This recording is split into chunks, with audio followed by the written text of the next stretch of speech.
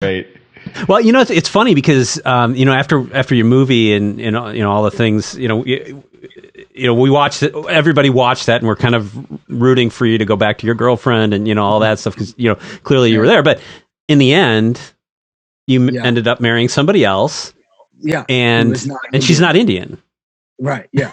Yeah. Which was, by the way, what's funny is my wife looks Indian. In pictures. Yeah. And when our movie came out, which I think it was 2015 was when the movie came out. At which point, I think that was around when I got engaged. Yeah. Okay. And that must have been awkward. At the time, so the movie took place in like 2009 or 10 or something like that. So, just at a different time in my life, and I had already moved on to this other relationship. People got online and they saw that I had this girlfriend who looked like Indian.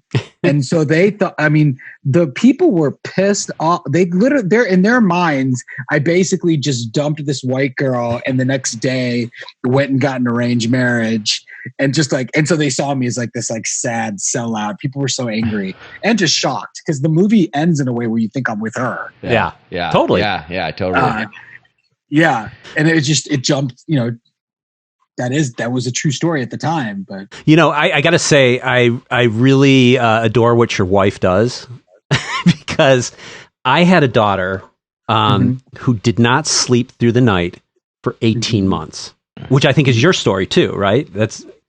And she went into being a sleep therapist. Yeah, she's a pediatric sleep consultant. Yeah. And she's actually in grad school for marriage and family therapy, and she's been doing this pediatric sleep consultant thing along the way, and it's been awesome. She's very passionate about it. Dude, awesome. After 18 months of no sleep, my wife and I were like out of our minds, and we hired a sleep consultant.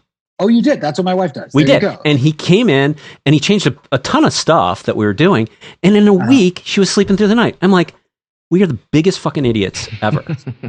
We waited 18 months for this. Yeah, dude. It's such a good.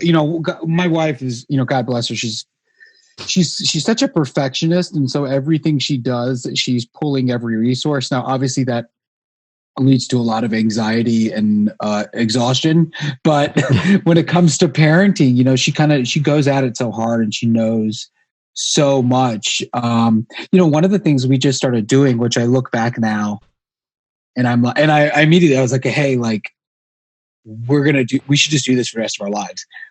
We got it's not a therapist, but it's basically it's almost like a parenting consultant, like someone who knows everything about childcare and development. And so we were consulting her on, just behavioral stuff with our daughter and just better ways that we can parent her.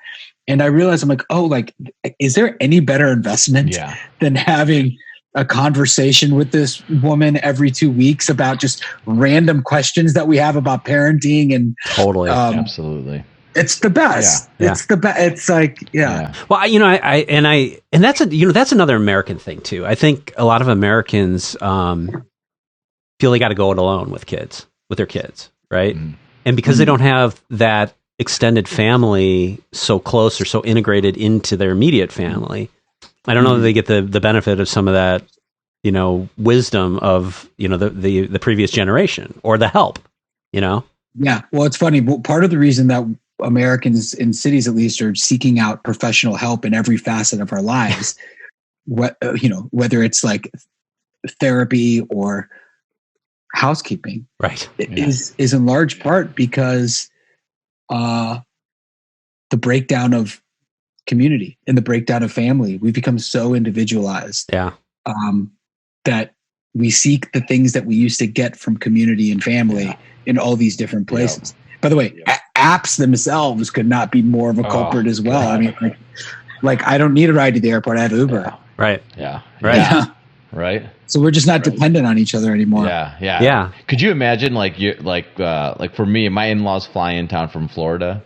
there's no way I'm going to say, yeah, take an Uber. You know, you go there. No, you can't. Never, ever. Right. I mean, it's a, wait, are you, what are you doing with Indians? Are you never putting them in Ubers? I've eased into it, but when I have done it, I have not felt good about it. You don't take Ubers?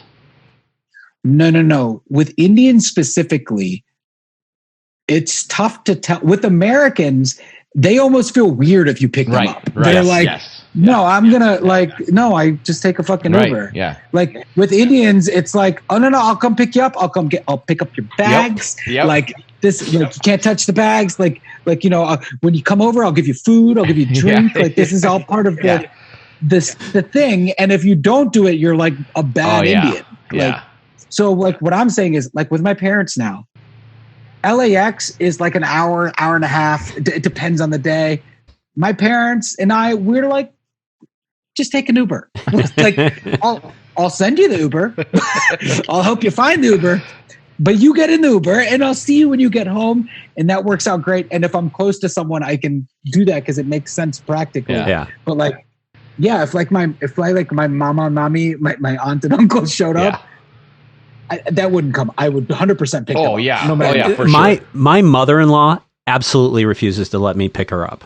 She'll come in and she's like, no, I'll take the train or I'll take this or whatever. Absolutely don't. White people are great like that. My white mother-in-law does that too. She's great. She's like, why would you pick me up? I go, you're right. Okay. Right.